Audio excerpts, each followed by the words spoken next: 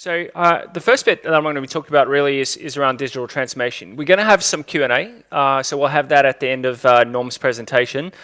We do have mics in the corridors here, so if you do have any questions when we finish up, if you want to step up to the mic, you can ask some questions then. So very quickly, I'm going to be talking about sort of digital transformation. And I wanted to talk today about digital transformation alchemy. Now, for those of you who know what alchemy is, this has kind of come through a bit of the sort of dark ages. And alchemy was really around this idea of being able to turn lead into gold. And that's a bit what customer experience and digital transformation is a bit like, right? I mean, in some cases we're trying to turn sort of business foundational pillars into additional value for your customers or additional value for your employees, driving operational efficiency. And that value is essentially the goal that you're delivering to the business. Now, to kind of bring some research into this conversation, and some very recent research, Gartner actually put out a report last week. Now, unfortunately for all of us, from an Australian perspective, it was pretty scathing in respect to where we're at from a digital transformation perspective. I think, if anything, what they said is that our ambition is greater than our performance. And realistically speaking, when we started to kind of look at it, 2/3 of organisations were saying that they're transforming in some way. But realistically speaking, when they start to unpack that a little bit, when Gartner started to unpack that a little bit and start to look at, well, is that transforming, say, your business model, or what are some of the fairly disruptive elements that you're actually transforming within your business? The disruptive bit was really only about 10% of organizations are really disrupting. And that's somewhat concerning, right, considering kind of the environment that we operate in. And really, the vast majority of businesses are really probably what they're doing is actually optimizing their existing business models. They're not necessarily disrupting their business models or really transforming in a meaningful way. And that's not to say that optimizing is not effective. It's just that, potentially with some of the disruption from technology and changing market forces, we need to think more in a disruptive fashion. So today what I wanted to do really is to talk about digital transformation in a little bit more meaningful manner. And I'm going to unpack it a little bit into sort of 5 key areas that I see around digital transformation that are having effects. And quite often, at least within my role as sort of head of digital transformation for Adobe across APAC and the companies that I engage through, there's kind of 5 areas that come up quite often in respect of, what does that mean from a transformation perspective?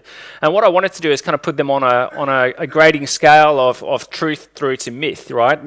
What are some of these things are unicorns? And I'm not talking about the billion-dollar startup valuations. I'm talking about the mythical animal. And what does that look like from a transformation perspective?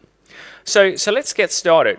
So the first area here is really around the customer at the heart of digital transformation. Now, there's lots of different models around digital transformation and pillars and frameworks that are used to measure digital transformation. The one that I'm probably, that I use quite a lot, I talk about, there's one from sort of BCG, and it talks about sort of customer experience as one key pillar. It talks about sort of operationalize or driving optimization within your business, and then it talks about business model disruption. Now, absolutely a lot of digital transformation at the moment is focused on customer, right? This is the area that we're going to see the most impact likely in the short term. We all kind of have this outward-facing view of our business, and we can see that there's lots of opportunity to be able to drive better experiences for customers. But to be honest, digital transformation is not just the customer side. There is obviously opportunity to drive operational efficiency within your business. And quite importantly, we're also starting to see quite a big focus on the employee experience, right? And there's a huge amount of opportunity to drive better employee experiences and to be able to drive transformation through employee experiences. Now, it might also look at, business process improvement. It might look at, for instance, knowledge management. There might be something changing around sort of the organizational culture as well within the organization. And so it's not just customer focused. To give you an example of a case study that we have here. So Telefonica is probably a great example. This is a European telecommunications company. And what they did is look at just one element in respect of their employee journey. And they looked at how do we actually engage net new employees? So they go from kind of the talent acquisition, they're being offered a role. How do we then sort of digitize that process? And so what they did is they kind of brought in, the ability to be able to do digital signatures around the contracts And just that alone managed to shorten the ability to be able to get those on board, those employees on board from 9 days down to 1 day. Right? And that alone has driven significant, employee experience satisfaction and improvement in that process, and being able to drive better operational efficiency and cost with reduction within the business. The next area, it requires leadership. Well, from a truth perspective, it absolutely does require leadership, right? The reality is that from a digital transformation perspective, your transformation projects will ultimately fail if you do not have leaders at the forefront of it, right? They not only need to talk the talk, they need to walk the walk. And I think when we talk about, the Gartner research, and we talk about sort of this ambition versus the actual performance from an Australian perspective, it is probably somewhat reflective of the fact that we have a lot of leaders out there talking about the fact that they're doing transformation, but their actual investment, and I don't mean just dollars, I'm also talking about their mindset, their bandwidth, having a single leader out the front driving this, stakeholder buy-in across the organization is actually missing in action, right? And that's why their transformation projects are failing, and that's why research is showing that, businesses are not transforming as much as they absolutely should. In fact, if we started to look at this and we started to look at the data, it shows that once you start to reach digital revenue coming through a particular industry, once it hits 20%, then that industry is starting to be significantly disrupted. And if you're not already in the process of transforming yourself to be relevant within that industry, the likelihood is that you've been left behind already. Right? And so you absolutely need to make these investments up front before you get disrupted yourself. Now, I think that, again, when we started to look at this, 81% of organizations actually rated themselves on a 1 to 7 scale. They rated themselves 5 when they said strategy and planning is already in process, right? It's already being executed. The problem is that only 8% of businesses said that they'd stood up these digital initiatives, right? They'd actually executed on them. They'd done this before and they were doing it again. And it seems like everyone's at the real sort of nascent part of their journey when it comes to digital transformation. And businesses need to be much more effective at that, right? You need to be able to churn through it. You need to be able to show results. Now, to give you an example of this, Royal Bank of Scotland, right? So this is a 350-year-old institution. They actually have the Queen as one of their customers, and they had what's called this fireworks culture when it came to kind of digital transformation, right? They'd light the fuse, everyone would run away and stand back and clap when it happened, the fireworks went off, but no one really knew if that execution had actually been successful. Now, when you start to look at the leadership that's involved, they turned that around and they started to execute what's called superstar DJs. They got their people across their business to actually complete a number of exercises around sort of their digital culture, around using digital tools within their business, changing kind of the dialogue within that business. They got their C-level and board involved to the point that 80% of their board were logging into Adobe tools every quarter to actually understand the progress of various types of projects. And that was a significant cultural change. And that's kind of the leadership that you need to be able to execute on digital transformation projects. The next area, a lot of times we talk about sort of technology, and there is a technology focus, and us working for a technology business, we think technology is important. But I'll be up here and I'll be honest and I'll say technology is an enabler for digital transformation. But there are other elements that are absolutely important and need to be at the forefront before you get to the technology conversation. Now, I did allude to the fact that leadership is one of them, right? But also you need strategy and planning, right? And a lot of times that execution, technology is great and you and your competitor could have the same technology. At the end of the day, the thing that's going to differentiate you is the one that actually has a clear strategy, the planning, the communication, and ultimately the execution. And that's the company that's effectively going to win. And so you need to make sure that you have that in place and you have a very robust kind of communication plan or a robust planning around it within your organization.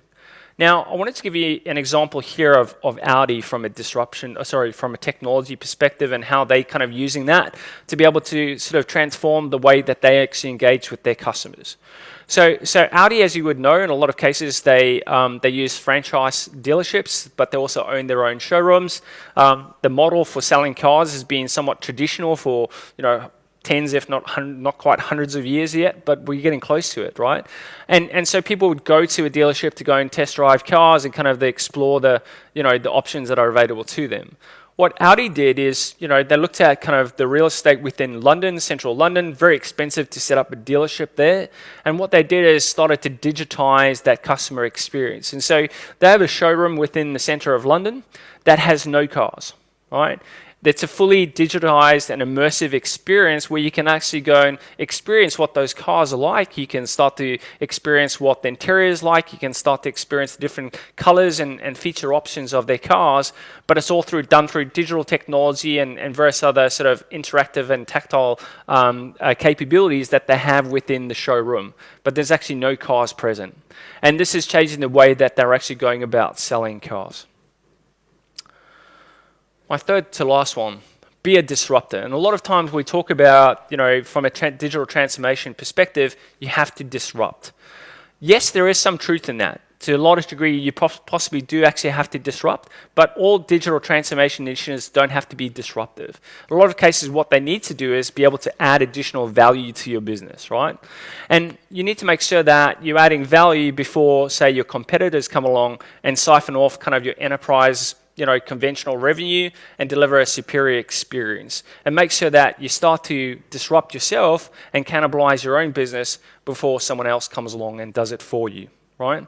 Now, from Gartner, when they started to ask, Australian businesses, do you think that your industry is likely to be disrupted? Oddly enough, 50% said yes. They thought that disruption within the industry is absolutely going to happen. 50% said no. They didn't really think it's going to happen.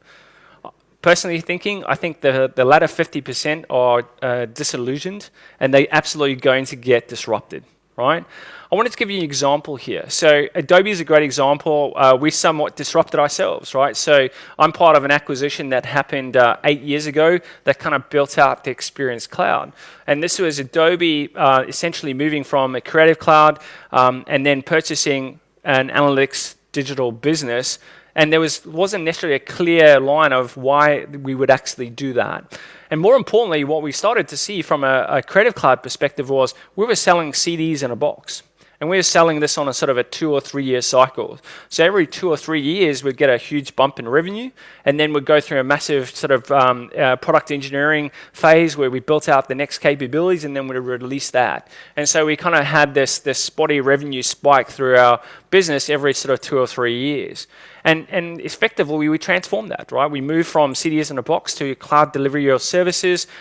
We then also moved towards subscription-based for our business. And Adobe is probably one of the most effective or most utilized from a business case perspective of companies that have managed to transform their business model entirely, right? We shifted from one revenue source into another, and that revenue source has driven significant uplift for our business.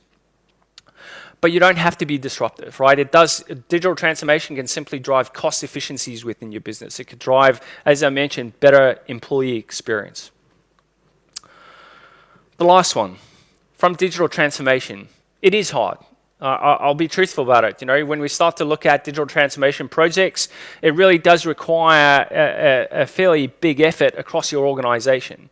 And I've talked to some of those areas. I talked about some of the pillars, right? You need leadership and you need CXO leadership. You need the visibility. You need them to be out front. You need them to be communicating frequently about the performance of that project, where it's at, the outcomes and benefits that the business seen. You need to change the dialogue and the culture of your organization to be able to realize the value from your transformation efforts. Now, when we start to look at some of the results, well, unfortunately, it's somewhat similar to digital strategies. 84% of digital transformation projects fail, right? And I would argue that really the key elements here is really probably leadership, people, and the culture, right? At the moment, technology is somewhat ubiquitous. Technology is available, right? And it's not necessarily a technology problem anymore. It's really an organizational problem. And so you need to make sure that you have the right organizational structure in place to be able to realize the value from your digital transformation efforts. Now, I'd love to talk more about the case study here, but this is actually a segue intro to Norm, and he's going to come up and talk more about how to make it easy, right? So I'm hopefully setting him up to perform, not fail. All right, so that's it for me. I really wanted to just summarize it. So 5 key areas to think about, right? When you think about digital transformation, it's not just about customer experience. It can also be around driving operational efficiency within your business. It can be around sort of driving better employee experiences. Make sure that your leaders are out front, right? They need to be out front, talking about it, communicating it, using the right language, making sure that you're communicating the results. Technology is important. It's an enabler, right? But you also need to make sure that you have the leadership, that you have the strategy, and you have the process in place. You need to be disruptive. It doesn't have to always be disruptive, but you certainly need to be more disruptive than your competitors or potential startups within your market before they come along and disrupt you as a business. Lastly, it's hard, but it's great when you win, and when you start to get it right, you can start to really truly see the results. Now, I started today talking about sort of alchemy. I'm not quite sure I turned, lead into gold for you today, but hopefully I gave you a couple of gold nuggets to take away. Thank you very much. Sorry, I should add. So we got a video coming up. So Norm Duce is going to come up next, but we're going to show a quick video, and then Norm's going to come up. Thank you.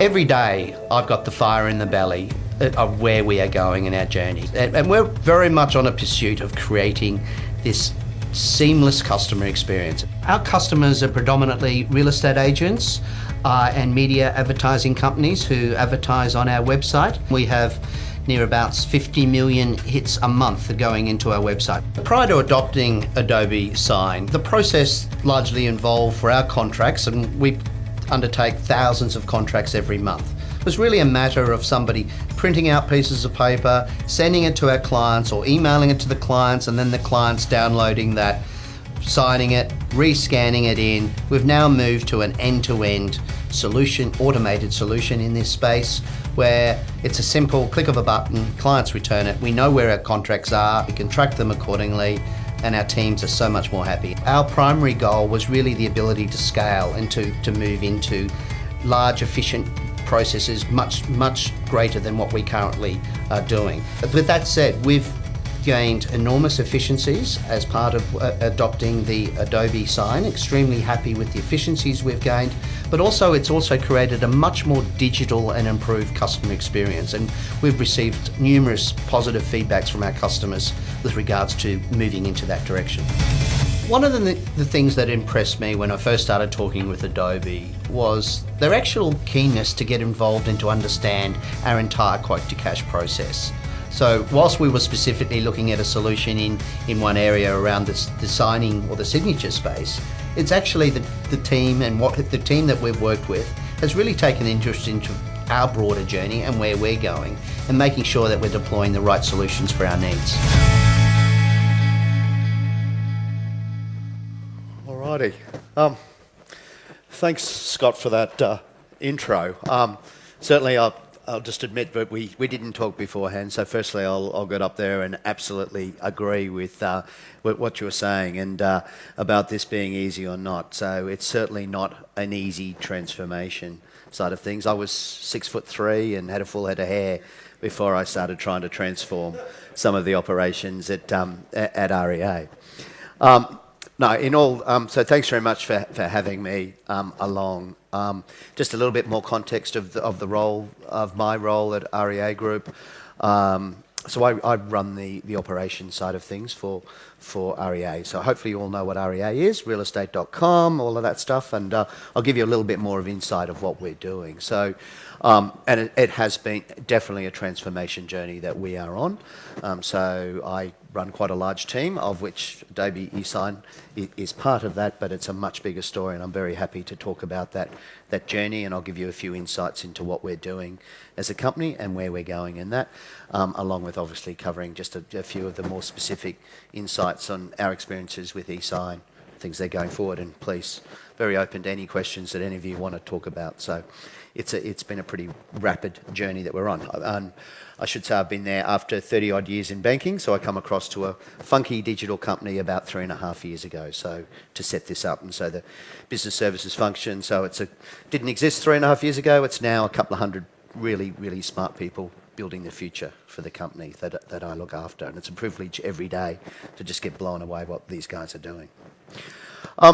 So firstly, I'll just take you through some context of the company. So I think even on that video that you saw, I think I said mentioned 50 million hits a month. It's now 75 million hits a month. So that's how rapidly we are growing since that video was made. So these are some of our stats that we release. So just to give you a size and scale of what we are doing. So every single month, the 75 million hits. So scale is a word that I'm going to using time and time again of where we are going as a company.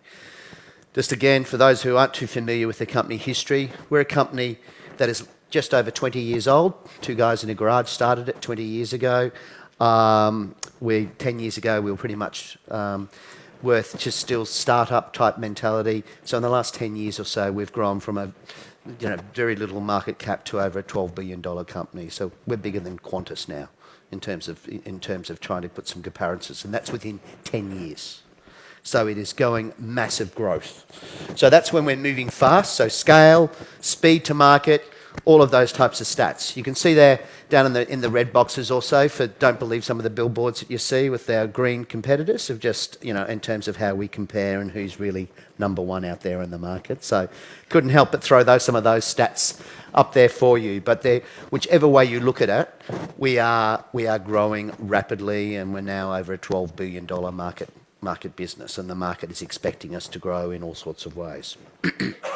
So with that said, I think everybody knows us as realestate.com.au. Hopefully you've all gone in there and seen the website like many people do. But we are much more that, and there's a lot more that goes into that website than you'd probably think. So firstly, our strategy as a company, we have three-pillar strategy. The first is about to keep that number one in core property advertising, and so our whole journey is about changing the way the world experiences property. So there's a couple of things there. It really sets us up for the more to the second and third pillars there. So our second pillar is very much what we call about moving into our adjacencies market. So increasingly, what we're looking at doing is harnessing that 75 million hits that come into our website every single month. And how do we look at that in the whole property journey? So what we're wanting to do, so you would all hopefully be aware, we've recently launched, and I was involved in setting up the financial services business and rolling out into banking, and much more than just another home loan provider of what we're doing. So it's very much disrupting, looking at changing that market, which I'm happy to talk further about. Other areas, so lifestyle sector, it's such a big area, moving in there and taking people on that whole property journey, renovations, etc., all of the things that is becoming so big in that space.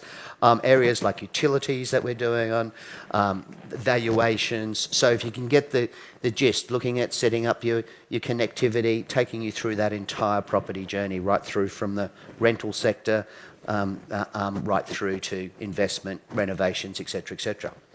And the third pillar there is our global strategy. So we've just recently, a couple of years ago, we bought the number one site in Asia called iProperty, but we are rapidly taking and leveraging from the technologies and the things that we do in Australia into obviously the huge Asian market, and the other way around, all of the Asian market and the interest that into the Australian property sector and bringing the world together in terms of property experiences. So we're pretty proud of what we're doing, and that's so very much my role is a global role, and so a lot of the work that we're currently doing is on the global scale basis. So and we're rapidly rolling out new platform services end to end, and this word that I'll use, leads to cash solutions across the entire company.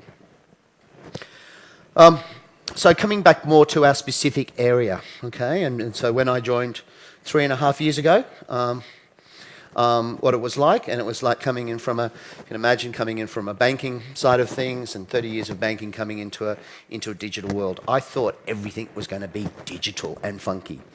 I can tell you it was far from that, and I was actually quite amazed of just how undigital we were as a digital company. And that's not being in any sense being critical.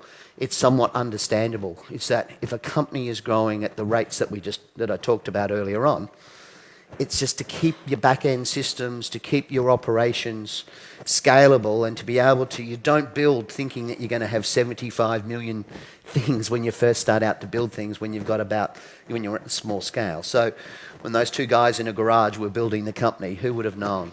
And that's the type of rapid pace that we're doing.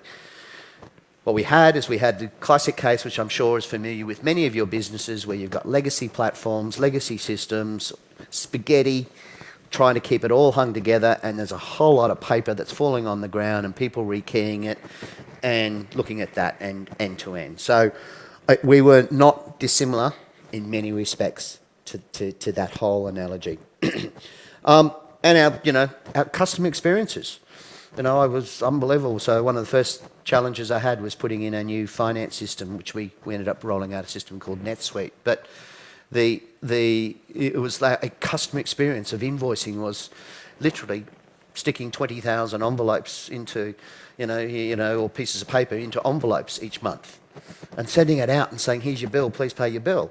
That was our experience that we were creating. And it was hardly what you call a digital experience, but that's the way we were conversing with our customers and making $500-600 million or thereabouts every year along the way. So there was a real recognition that we had somewhat forgotten about the customer in this process. So we set up this, and this is, I still use this slide, but we set it up a couple of years ago when we really started, I've been close to 3 years now, serious about this. So you can see there was 3 prongs that we set ourselves. Serious, and be serious about this word that we use, customer experience. So when we say customer experience, it's so easy to talk about, but really, and that's where we continually test ourselves as a company. What do we really mean? Okay, and I'll talk a bit further about that in a second. The second one, and I think I've already given the gist, is that build for scale and growth. So this is really about chasing the puck where we're going, not about where we are right now. Okay, in terms of teams. So really think about where we're going to be in 4 or 5 years' time in what we're building, because these things are hard to build and they will take time to get there. And it again goes without saying, we've got to be operationally excellent about it. So what we did as part of this, and all it is, create this team called business services. That's the word we come up and call it. But really what it was is we want to take right from the start, so from a customer's journey, right when somebody's pricing to that customer, okay, that process, and look at that, right through to that end point to when you actually collect the cash. Okay, and that was one I didn't realise, and it wasn't not professing, but that was something that we said, because if we looked at and you started mapping it through the business, like I'm sure probably many of your companies, we had pockets and pillars of different teams scattered throughout the business that were all doing these functional areas. And then I'm sure when we looked at it, and probably always very similar across the board, there were things that going back and forth between all these businesses. Okay? And so we said, let's bring it all together. And let's get everybody thinking about that entire leads to cash journey. We also said, hey, if we're going to get there, we're going to need to get some really smart technology people to help us. Okay? We also said, so it was very hard if we're going to have a team over this side who's doing all the operations and a team over this side who are calling themselves technology, and 2 different teams. Let's bring them together as one team. Okay, one team. Don't lose this I'm a technology guy, I'm a business guy, I'm an operations guy. Just smash it, okay? And that's what we did. Said, you're part of one team. And that was hard. A lot of technology guys do not like being called business guys. A lot of, suddenly operations guys, why is this technical guys, these programmers sitting next to me, all that stuff. And it was hard. But we now look at it and say, thank God we did it. Okay? And what we've achieved as a result of it. Because it changed the mindset more than anything. Is that it's this end-to-end experience that we're talking about, not how good am I at doing invoicing, or how good am I doing accounts payable, accounts receivable, blah, blah, blah, blah, blah, and everybody's got their own SLAs, and we weren't thinking about that experience. So that's why we did it. Okay? And so we want straight-through processing. So these are all pretty nice buzzwords, but we're absolutely true and serious about it. Straight-through processing, speed to market with our products, which is absolutely vital for a business like us. Just to give you an idea, we have over 2 million price points for our business. So it's a more complex business than it first appears in what we offer to our customers. And speed to market is absolutely vital, and how the system stack obviously is part of it. But as we heard earlier on from Scott, it's less about the technology, even though I'm happy to talk about the technology that we're deploying to get us there and what we've done. This was just another slide that I've used many times internally, but it's just to try and send the message a little bit, again, as part of the trends, because a lot of this is about getting people on the same page. But so often, when I heard the times, this is the way that we've always done it, okay? And we were company-centric, look how well we're going, etc., etc. But we really had to be true to ourselves and really think that there's a better way to get the tomato sauce out of the bottle, okay? And that's the message that we were trying to say here, is think about the customer. What's easier for the customer? What's going to create that easier solution to get there? Don't think about just how good we are as a company and all of our own internal stuff. So it was thinking about it totally differently and trying to change that mindset about being true to digital experiences.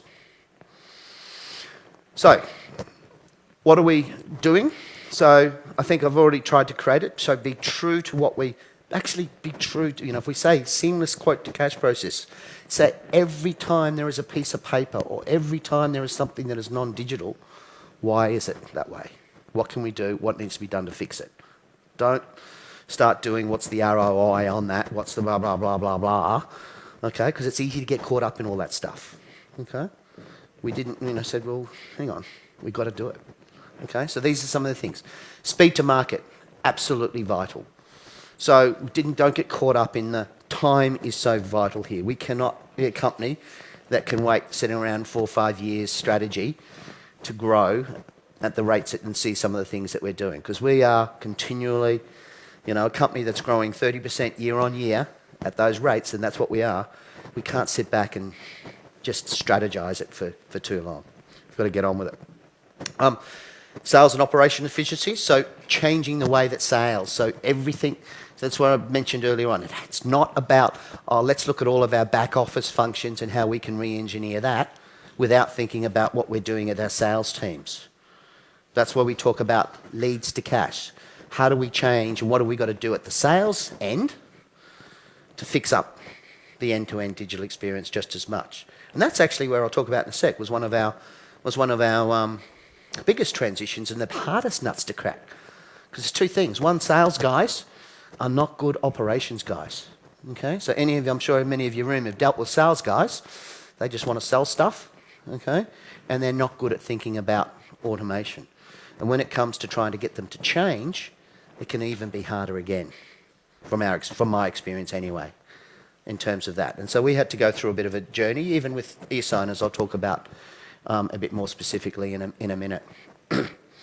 Clearly, in sales and operational efficiencies we've already got, and this word scale to support where we're going, as I've already mentioned, is absolutely key areas of our focus. So moving a little bit into the more why electronic signatures. I think we've been on the journey. We put electronic signatures in, I think, Helen, about probably 2.5, 3 years ago. So this is not new to us. But we were so pleased and we were so happy with the work, as we said on the video earlier on, of just how easy it was to get it up and running, number one.